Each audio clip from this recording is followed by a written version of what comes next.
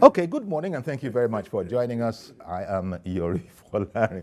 In case you're hearing that chuckle, that indeed is the chuckle of Honorable Jude Emeka Omobowale Idimogu. Yes, sir. You're very welcome, Honorable Member of the Lagos State House of Assembly, representing Isolo Constituency 2. Of course, the Omobowale name will always raise an eyebrow.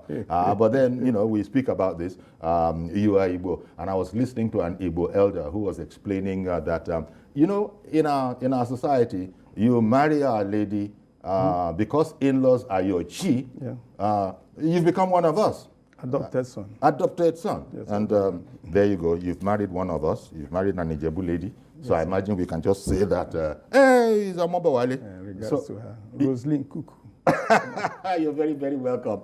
Thank you very much, Honorable Jude Idimogu of the Lagos State House of Assembly. Okay, we're here to talk about the election season. As we all know, INEC has set the dates for the commencement of the election. They put it into two segments. There's the presidential and national assembly, and then there's the state governorship and the houses of assembly. So for your aspect of maybe your constituency, talking about state governorship and house of assembly, that's October 12th. Yes. There's a sense in which the governors and the assemblymen and women, they've been keeping very much to the script, in the sense that one hasn't heard very much that could be misconstrued as electioneering campaign. But of course, at the other level, the presidential, especially a lot of engagement, public engagement has been going on. They're not necessarily campaign. We were finding a word for it. Sensitization. Sensitizing the public. Sensitizations are going on. But campaigns are a very serious business, because that's where, sort of theoretically speaking, your pitch is made. Your attitude to electioneering campaigns, especially in Nigeria, because largely they seem to be characterized by a gala, a festival sort of an atmosphere. But the event is coming up, and is it your understanding that we can get much out of them in terms of transferring ideas, making pitches to the electorate? Yes, it's very key. Things are not permanent. So even the campaign cannot be like the campaign of 2019 or 2015. Okay. So there are a lot of progress. There are awareness now. Even the public are more aware. The youth are even coming up. So people are now having more interest to know what governance is all about, and who are those people that are representing us. So the campaign, in fact, is a tough one for all the parties and their representatives. So they need to speak, because for me, campaign, you are selling your product. I think that. Sell your product to the people and let the people see whether they can buy you as a person and buy your party. So that is the issue. So I think for those that are serious, the parties that are serious, like my party, I believe it must be an issue-based campaign, because there are issues in the country, there are issues in the state that we need to tackle. And if you don't have the idea, you don't know how to solve the problem, even if you are put there. So you must start now. You also learn from your opposition. But nobody has all the experience. Nobody has all the knowledge. So sometimes even the opposition, when they check, even when you think they are criticizing you, the only thing I don't support, you don't call names. Let it not be personal. It's not personalized thing. We are talking about our nation. We're talking about our state. How do we do it better? It's true. What I'll say, campaign that is honest campaign that is use ideas. What can we do? Because everybody is concerned. If Nigeria is not doing well today, can I stand here and be talking about Lagos State is boiling? Will I stand here and be talking about the state, or campaigning for any party, or campaigning for Nigeria? So we must believe that our country first matters, then the state matters, before governance and politics will come in full. So that you're talking about the wholesomeness of very these key. Campaigns. It's key. It's very key. Because sometimes people get a bit acerbic with their utterances, and of course it's against the rules but in the passion of it, sometimes maybe the sensitivity is so high. So we'll have to take for granted that people are going to be wholesome. There are negative ideas out there, and people are going to be seeking to unify. For instance, where our whole society is going, it shouldn't be so, but people think that politics is entering the one boogie that we don't want in politics, and that is talking about tribalism, talking about religion, and these are irrelevancies to the whole objective of providing governance. But it nevertheless still is in there.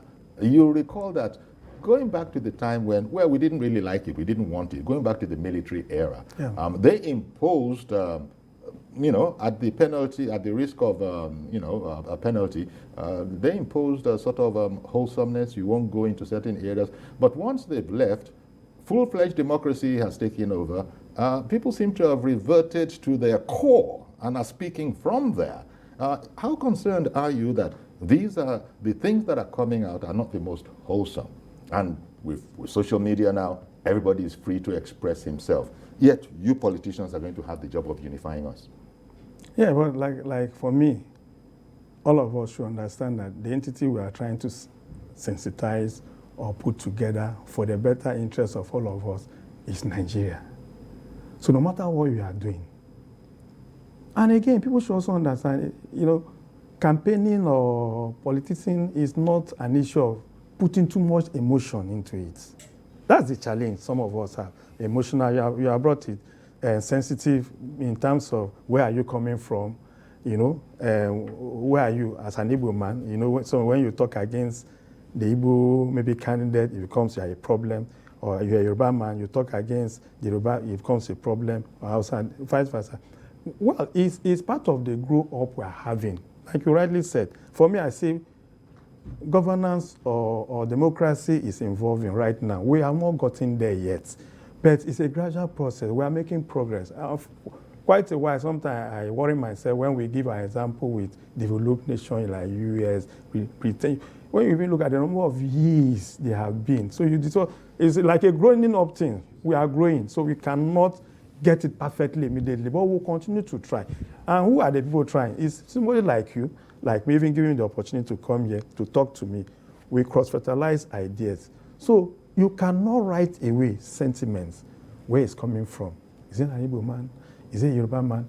Is it at least the three major tribes? It's not that the other tribes are not there. Are not in there. You understand? After all, the last president from PDP, a guy from South, Dr. Goodluck, with due respect to him. So everybody have an interest. By the end of the day, they say, power is not given, it's taken. Indeed. It's taken. Take you, for instance, just as an example. You are representing Oshodi Solo constituency too. Yes. And so there are concerns in there, in that constituency. People are going to expect, and well, you've been elected on, for that constituency. Yes. So they must have expected and indeed have been assured that you understand the issues that affect us, that concern us, and that we can trust you to deliver. You would have been competing for that slot, first of all, within your party, the primaries, with other people, whether they're indigenous to Lagos State or not. Yes. Yet you triumphed. Yes. And then we go to the election proper. Again, it happened. So this seems to indicate that you've come. People have come to terms with you as an effective candidate for them. What are the issues that you've come all the way? By the way, what's your state of origin? From Imo State. There you go. From Imo State. And all the way from Imo State, you've come, you've understood, and you've integrated, and indeed, you are able... Center of Excellence. Center of Excellence. You're able to relate with them. I think it is not very much more different than, for example, Nigerians leaving this place, going abroad, and representing people yonder, representing sections That's of... That's what we are looking at too. Exactly. Yes. And we hope other states can copy Lagos. Indeed. Yes, to accommodate. because Lagos has sort of Yeah, they led do. in that They way. do. They do. What are the, without going into campaigning, because we haven't started yet, it's October 12th, yes. but the kind of issues I imagine there will be security, there will be maybe infrastructure. What are the kind of things that people want to, that research would have shown you what to talk about, Yes. that people will expect somebody, no matter where he comes from in this country, in your constituency to address? Yeah, it's number one, you know, if you don't have life, you cannot talk about living even. Insecurity is the challenge. Security is case. In fact, yesterday I was with some of my colleagues and we were even discussing this ban of Okada, what is going on. Okay. And yes, what's going on. Even my local government has been affected. But at the end of the day, we reach an understanding that security is the issue.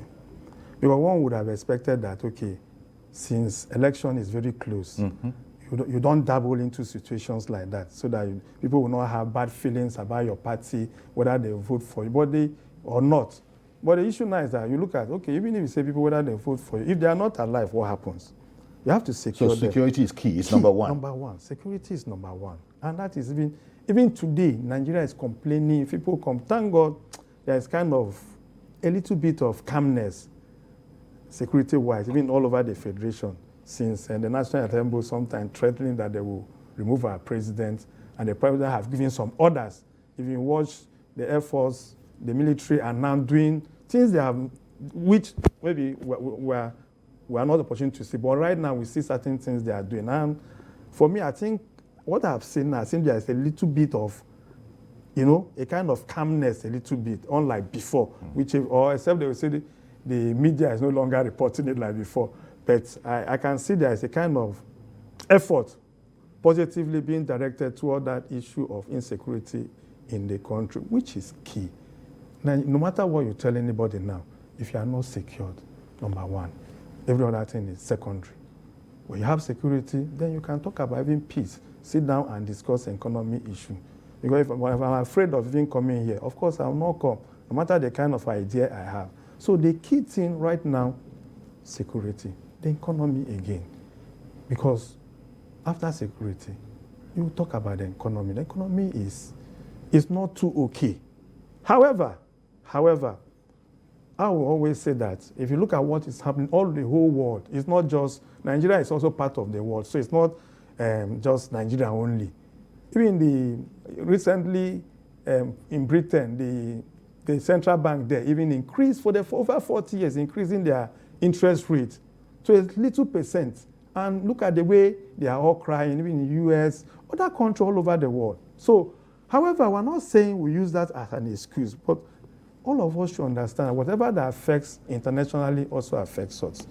That's the challenge. So we'll talk about economy. And that economy has to do with everything, unemployment, how do we even feed ourselves, feed our nation, and stuff like that. How do people go to school, education? All these are economy. Because even in education, which we're having challenge, if you don't talk about it, even if you say you go to school, at the end of the day, all of us go to school to come out to be useful in society. And how do you become useful? When the economy is buoyant, you get employment, you earn money to feed your family, and you pick up and take other responsibility. So insecurity and economy, then we double to education. But I think these three key issues are very, very important. And then also important, I think, is the fact that the audience, it's a very dynamic society we have in the country. Yes. The audience is changing. Yes. As you can see, the youths have become very, very active. Yes. I don't know what you think about that. The youths have, in a sense, woken up. And it remains to be seen the effect that will have, because we hear that there are campaigns to sensitize the youths to go ahead and get their cards and be eligible and ready to vote. Now, I imagine that in gearing up for the election season proper, people are going to have to be crafting their presentations because communication is all about reaching the target. And whether we like it or not, it seems to me, especially in many urban centers, the target has become youth-centric. perhaps many, many more Yes. than before will be, the audiences of those pitches that are going to be made. Do you think, especially people like you, that might, well, of course you're youthful, you're youthful, that, yes. but the methodology of the youths, since it is what? Anybody from 18? Is it 18 or is it 20? Yes, 18, from 18. Yeah, And it's anybody 18 from 18 to up to That's right. 45, 50. So That's all right. those people are apparently coming into the fray. Yes. Now, if they are not spoken to in a language that they can relate with, Understand. it's going to be water off a duck's back. Yes. Yes. Do you think in this time we're up to it? We're up to the task Of course. of reaching that portion of the electorate Yes. in the language that they understand? Of course, if any serious party, any serious candidate who is serious to win an election, you must go all out. You must go all out to meet any segment you think that will give you the vote you want. Because like I said, you must reach everywhere. If the youth, even the youth, thank God they are even getting up in the sense that because the country also belongs to them. Yes. And belongs to people like us and you. But yes, their population, because when you come to politically numbers, population is the issue. Not just population, people that have their voter's card. Sure. You understand? Sure. And not just having a voter's card. Also willing to come out that day and go and exercise your rights. These are the things. You know that I have it, you sit down at the comfort of your home and be criticizing or be playing draft, drinking beer, like what we normally see. No, it doesn't look like they're going to be that. That's the way it's going to be. And be playing football by the field side. So that is that. Apart from that, they should also engage, listen to the speeches of whoever the party representative. This is where I'm saying it's going to have to be couched and Yes, crafted yes. in a way that will connect with them. Yes. Right? And that takes some doing. Very important. People in advertising will tell you that it's very, very important understanding your audience, Yes. crafting a message so Yes. that it hits right home at them. Yes. You think the politicians in this time are sensitive to that and are working in that regard? Of course, now the politician is not Forgive standing me. alone. I'll come back to you. Okay. Rashid has called in from Warri in Delta State. Good morning, Mr. Rashid. Yeah, good morning, sir. Thank you for calling. Yeah. Please, I want to speak with Honorable. Yeah, about the topic of preparing for elections. Yes? That's what we want to talk about. But go ahead, if that's what we want to talk about. Election, but there's a question I have for him on the issue of his party, APC in Lagos. So, as in, I want to know how he is going to pacify the Igbo in Lagos. Hello? Okay. Okay. I want to know how he is going to pacify the Igbo in Lagos that APC has done well. Okay. And me, I'm from Warri. I was born and brought up in Lagos, but I'm Warri right now. But Yes. the issue, I want to know what Honorable is going to do to pacify his people in Lagos. To pacify. Okay. His people, the Igbos community in Lagos. Okay. Okay. That the APC has done well. That So- APC is working in Lagos, even if it's not working in Nigeria. Yes. The Buhari has failed us. So what You understand? pacification, But- therefore, is necessary? What's the pacification necessary if you say the party has done well? Because as in Honorable is a member of the APC. All right. Thank you very much, Rashid, for calling in. Let's take it's an Igbo man. well, yes. Yes, I know what he's saying. Okay, yes, I know you know what he's saying. I expect this kind of But he also said that your party has done well in Lagos. So where does pacification come into the matter? No, again? what he's referring to, he knows because he has seen my name. He felt I'm an Igbo man. Okay. Most of the Igbos, where they are heading to, or even if they say they are not heading there, they keep on talking about Obi. Okay. That's what he's trying to say. Okay. It's good you brought that out. That is what he's trying to but go. before Obi, you were in the political so space, these are the issue. and it wasn't an issue then. No, now I'll tell him that look, he said your people in Lagos. He was saying your people in Lagos. You're referring to the Igbo people. The issue is there's a slogan we use. I'll speak it and I interpret. Sure. Ebi onye bi ka ọ na-awashi. It simply means where you live, you protect. Most of these Igbo people we are talking about, including me, we live in Lagos. Imagine the opportunity they gave me to become a honorable member. There are other people there, not just me alone, that also benefited from the goodwill of Lagosians and the states, even where we are. if they are not accommodating, we will not be smiling or even making our businesses the way. That's what I always say, tell my Igbo brother, like, ask me, what I will tell them is that, this is where you leave your home. This is where you do your business. Almost the market in Lagos State, if you look at it, over 80% is occupied by the Igbos. You understand? And remember, whether an Igbo man likes it or not, we are foreigners. When I say foreign, we come from the East. One day, we'll go back, whether dead or alive. That's the truth.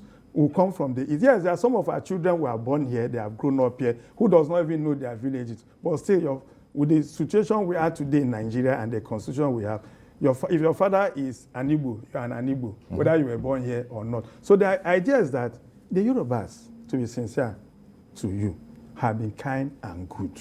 They are very accommodating. I particularly like that proverb you expressed, that where you live, you protect. Yes. Let me, Kesandu, thank you for holding on. Good morning to you. Kesandu. Happy weekend. Yes, sir. Uncle Yori, good morning. Good morning, sir. And good morning, Dede. Good morning, sir. Good morning. You said Dede? Yeah, Is that a chieftaincy title? No, it's like a big brother. Oh, okay. Yes. Excellent. Excellent. Yes, I'm calling from Hitubo, my Nimo State. Uncle Yori, you see, the election of 2023 is about us. It is about the young people. It's about our future. It is about the posterity. And I want to congratulate every young Nigerian out there for the great awareness.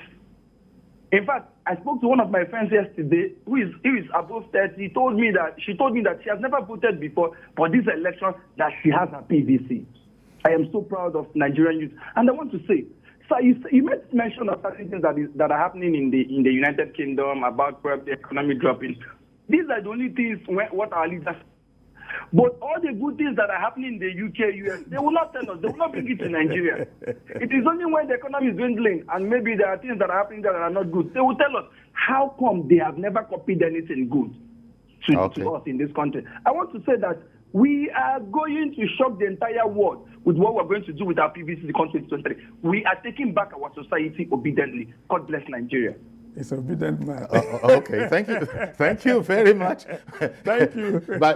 By this time, we understand all the codes. So we heard you. I think Nigerians listening also heard you. They heard what you're saying.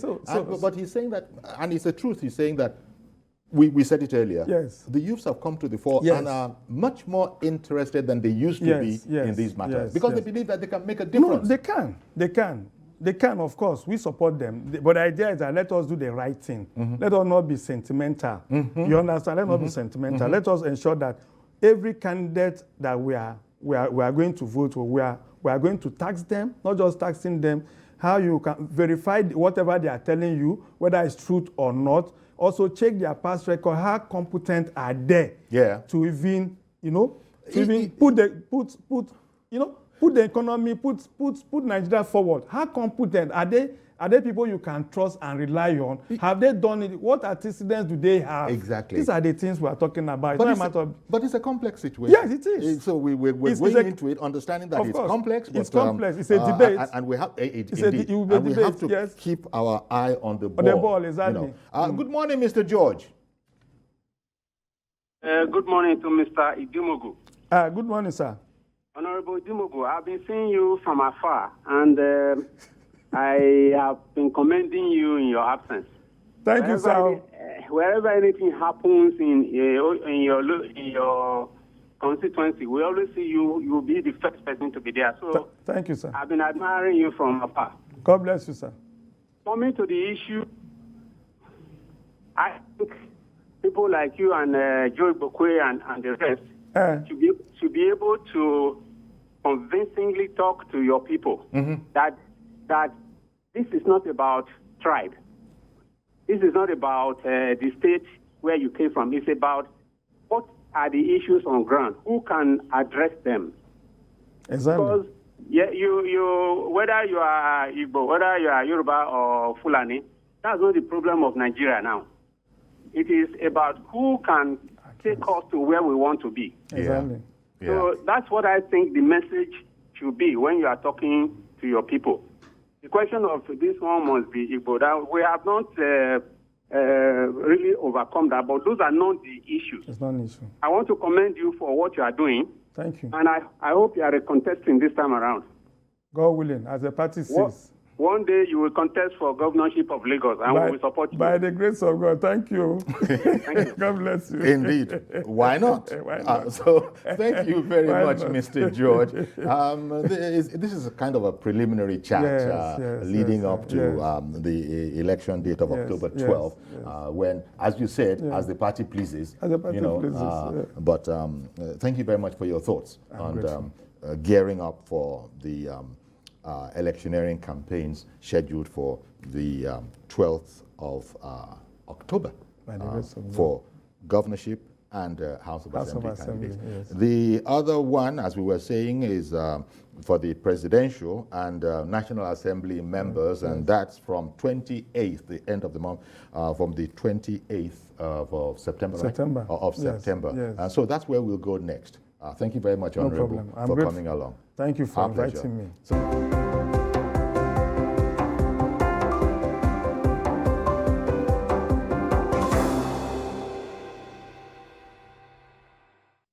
Okay, welcome back. And our guest this time is Professor Chris Imomolen.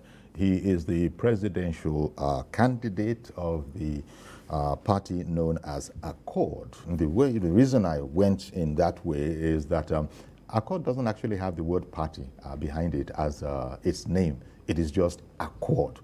So it'll always be the first on any list of political parties. It is A without anything before or after.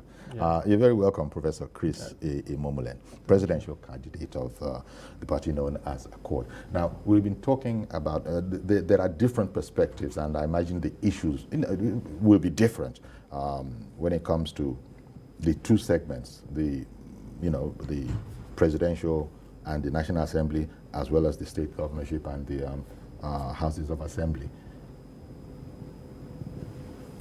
The audience this time around, do you think it's going to be the same audiences that people have been presenting to, or with the sort of interest of the youth nowadays to political matters and indeed wanting to affect a change?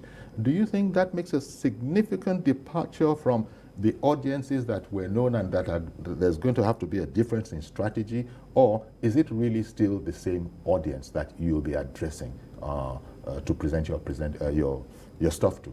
Okay, yeah, thank you for having me on your show. You're welcome. Okay, generally in Nigeria we have 3 voting blocks. As in before now, we have the Northern block, we have the Bible Belt that contains about 19 states, and we have the Rocky block. These are 3 voting patterns we have in Nigeria. But of course, if you also look at the numbers of persons, the population of people who eventually turn out to vote, I don't think we've had it in record that 50% of voters registered turn out to vote. Usually it's less than that. Look at the Ekiti, look at the Osun election. Osun, pretty well, we had a lot of turnout, but it was not up to 50%. So, but what we are looking at, and our prayers for the 2023 with the awareness, with what is happening economically now, Nigerian youth, the women, are beginning to think that, okay, we need to participate in the next election. And we also pray, believing that there will be fair security around Nigeria, from the southeast to the north, the southwest. Of course, this will create more opportunity for voters to turn out to vote, and people beginning again to believe that there is vote truly count. Yes. You know, this as this belief that vote don't count also had them discourage a lot of participation. Why do I need to go out to vote when my vote eventually will not count? We've seen INEC also becoming, being stiff about ensuring that new technology is being imputed into the electoral process. Recently, it's been said that most of the voting will be electronically transmitted. There's now the inclusion of beavers and the rest of them. All of this to secure your vote. So Nigerians are beginning to look at what's happening in the social media space. We should not undermine that, because that also will translate to what will physically happen. And well, you know, I mean, I'm happy you went there. There are those who are saying that is not a necessary logical conclusion. No, it's not. Except we do not want to be realistic. It is. Okay. The only concern is that particular block fall under the Rocky block, which actually constitutes 10% of the vote. Many of the elites, many of those that know, usually have lessly impact on the vote. Many would not, but I believe maybe many would not even have their PVC and the rest of them. If you look at the voting line during every election, look at those who are lined up. You see, they are women, largely uneducated, youth. But if you look at them, maybe 10% of those lines constitute the real elite. Okay. So that is just it. It will count in terms of the awareness, but will it count in terms of number of votes, considering if they do have their voters card, and again, if we look at what I said initially, that we have less than 50% turnout to vote. If we are able to have more turnout to vote, which is our prayers, then that will mean that we'll be looking at another audience, different from the 3 blocks that we usually have. A new set of block, my comment, are those that never voted. Let's take example from the US, when Obama, he said, I focused on those who never voted before. So there are many persons who never voted before in Nigeria. Many of them are incorruptible. When I say incorruptible, meaning that they don't understand this. They've not, So many might be churning out. So imagine if 30% of that population churn out. So yes, a new block is being formed, and we are looking at it based on the activities we are seeing on the social media, the awareness that is happening there. I personally, as a presidential candidate, I will not overlook what is happening. I believe in the potency of social media space, as it will affect the voting pattern. All over the world, look at the Kenya election. You will know that what happened in social media affected the outcome. Look at the Grenada election. Look at the Paris election. All over, social media is beginning to play. And you think Nigeria is no less a part of it? No, Nigeria is one of the highest countries that consumes social media technology. Even in Africa, we are probably number 1 or number 2. And coupled with the voting pattern now, that the INEC is now moving towards electronic system of voting. Okay. Yeah, so you're not among those who are saying or have a belief that social media activity, no matter how intense, is not necessarily going to translate into votes. That is what some observers, analysts, experts are saying. That it's one thing. And since you can't vote on social media anyhow, you disagree with that? No, I disagree. You know why? Because everything that a man is exposed to, once our 5 sense of organ is exposed to a particular thing repeatedly, we become that. Our phone has become one of the things that we look onto. Even if you go to people's house, nobody watches for TV information. Anymore. Exactly. Everybody is always looking at the phone, and our eyes is being fed with this information. Whether or not that is a good thing, the debate is still on as to how it is affecting our lives. But at the presidential level of campaigning, of course, there are going to be a lot of hard questions that people had better be crafting the answers that they have. There's the whole issue of, security number 1, because without security, you can't do anything else. So security number 1, then there's the whole matter of jobs. And I don't even know where to put corruption. What are the ideas that you have about corruption? Because I don't know. I'm not being cynical when I say that I don't even know what qualifies as corruption in our country, because you see that some things are, what they are, and it's no big deal. Do you think people will be ready to answer hard questions? When I say people, of course, talking about your audience, presidential candidates, and especially House of National Assembly members, but in particular, the guy on whose table the buck stops. What are his thoughts about, and what is he going to be able to do about corruption, for instance? You as a person, I know you know your own plan. Do you think the other colleagues in the field are able to come up with a worthwhile pitch? Okay, quickly. The issue of corruption is a fundamental issue to Nigeria because as a country, we have lived with it for too long.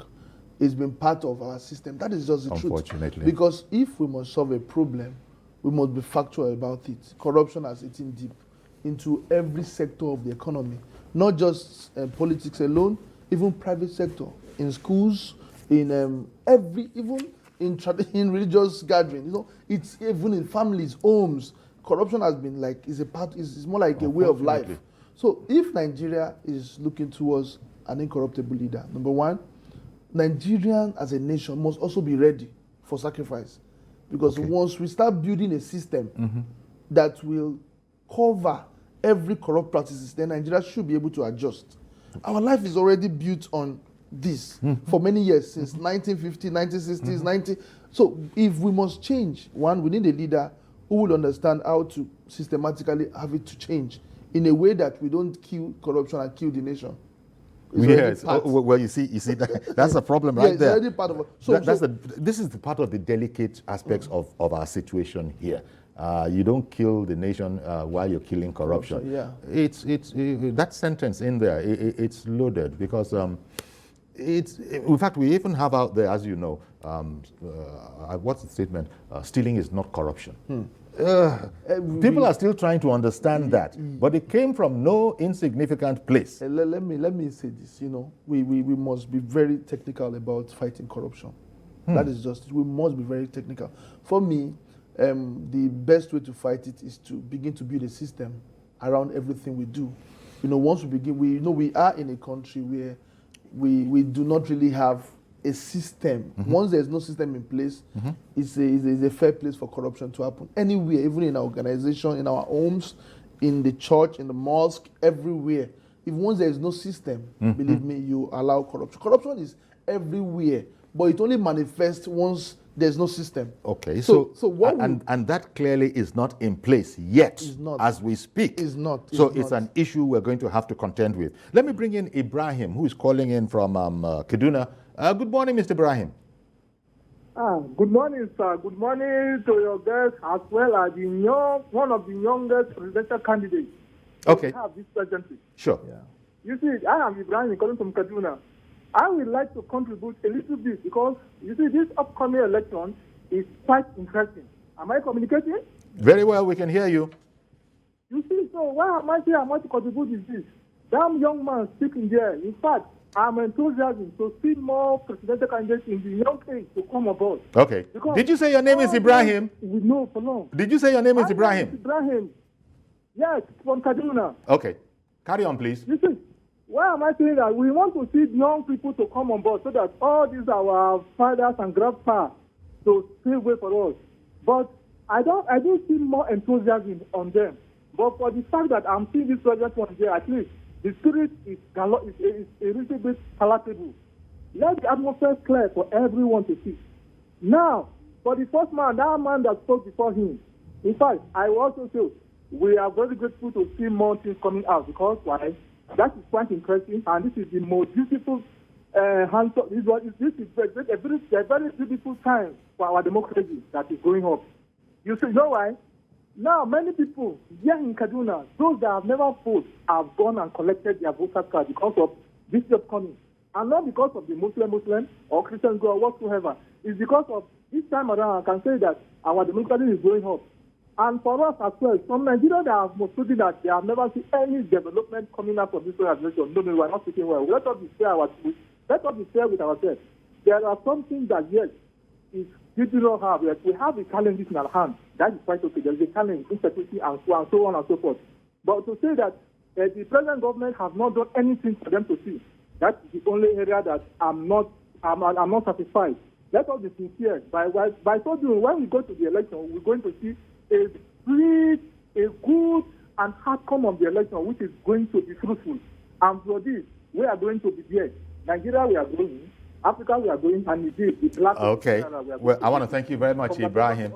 Thank you very much calling in from Kaduna. But arriving at that place, there will be campaigns, and arguably, the campaign should influence how people decide, and indeed how they conduct themselves, especially that part about lining up to vote, and securing their vote as well. He brought up the other matter. These are sensitive times we're living in, but in spite of things coming up about, we're hearing about Muslim tickets, of course, the corollary is there. How about Christian tickets? But people, we've been told that don't make mountain out of anthills. This whole, your thoughts on that whole aspect and how much attention needs to be paid to it by the politicians? Okay, for me, we have, let me talk about the presidential candidates. We have 18 presidential candidates. I am one, and Nigerians should choose, it's rather than focus. If you don't want a Muslim, then talk less about it, then go for what is needed. But again, I think we are in a time where we need national integration. National integration does not just mean region alone, even in religion. We must begin to apply unity, because one of the biggest challenges we have in Nigeria is the disunity of every sector of the country. That is why you begin to see some agitation from a particular southeast, northeast, and the rest of them wanting to. We've heard about even from the southwest. But we are different peoples. The advice is that don't play up these differences, because there is more that unifies us than differentiates between us. Is the theory, right? Yeah. Is the way it goes. Yeah. Let me bring Mazi Okorafor in. Good morning, Mazi Okorafor in Arochukwu. Good morning, sir. Good morning, Professor Chris Imomonden. Wow. Honorable, I want to find out from you, our position as parents. Now, this issue of social media voters, at least the youth, let's assume 70% of youth are into this social media. That the youth should know very well that there is no polling booth in the social media forum. Where you go there, use your social media and vote. You still have to come back and use their voter's card. But my question to Prof. Chris Imomonden. Now, you have seen the lingering factors affecting us to strike presently. Okay. Let's assume you are the president of Nigeria today. How will you tackle such a situation now? And how will you keep food on people's table? Mazi, he can't start to answer your question now, because, we have to wait for October 12 now. We have to wait for October 12. Okay, as you are waiting for October 12th, I pray for him. I pray for him at least. He has now come to ginger the youth. Yeah. Okay. There is hope for the youth of this country. Indeed. And he's a young man, very, very vibrant. Okay. I pray for him. But the question is, he should try as much as possible and make sure all these Accord Party members in all the states, they should look for Senate, House of Rep, House of Assembly, even governors. Okay. And you come up for this. Yeah. We pray for you for the successful career. Indeed. Good morning. Good morning. Indeed, because we were talking about it just before coming on air, and you recall that the party called Accord in the Osun election, it came third, after APC and PDP, the PDP and APC. Yes. It came third in there. So, as I was saying, these issues are there, but people are going to have to negotiate them. Because as important as they were, I was making the point that we actually are different. But the difference does not mean that there is no, we can't be homogeneous as one people. So that, I imagine, is what people will have to watch out for, because there are a lot of political expressions that are emphasizing our divisions. Okay, yeah, that is true, because up there is no division. When I say up there, amongst the leaders. Yes, there isn't. We have groups of interfaiths, right. the Muslim and the Christian coming together. Yeah. You see the Sultan of Sokoto and the Khan chairman, dining together. Up there is no differences. But we only use religion, ethnics, and the rest as a tool to divide those, just for personal gain. Who are not as enlightened, yes, unfortunately. Up there. There's no difference. Up there, maybe that should also speak to education. Yeah. And Mazi brought in the whole matter of ASU, an aspect of education. Speak to the education of the people. It's because people are not sufficiently enlightened is why elders or people up there can use that deficiency As a tool, yes. As a tool. Yes, and again, since we understand that it's important to the Nigerian people, the leaders must also be careful with it too, because we've seen countries like Rwanda who went into war, genocide, just because of rumor, wrong news. We've seen people being killed in villages just for rumor. So since we understand that this information is very key to the people, then we must be very careful with the way we decide, with the way we do things, because at the end of the day, Nigerians is our employers. Nigerians are the one going to employ us for this job to manage the country. So we must be very sensitive to their reasoning, to the way they think, to their psychology. And crafting your message and ensuring that appropriately. Yeah. Ladeji has called in from Jos. Good morning to you, sir. Good morning, Uncle Yori. How are you? Good morning, ma'am. Is it a lady? Good morning to you. My contribution is about the youth themselves. Actually, I'm not even for any of these old people. I am an old woman. I'm in my 70s, and I'm tired of them. We are supposed to take care of our children, but we are killing them in so many ways. So I'm not really for APC or PDP. 70 isn't that old. And I am for other. I went for Labour because I want to give the Igbos a chance. But seeing Prof this morning, I'm for Accord. I'm not flattering you. I have changed my mind. Wow. I'm backing the junior one. Now my message is to the Nigerian youth. You are the one that have Nigeria. Yeah. We are almost going. Even this one that are wrecking Nigeria are almost going. Whether they like it or not, time will tell.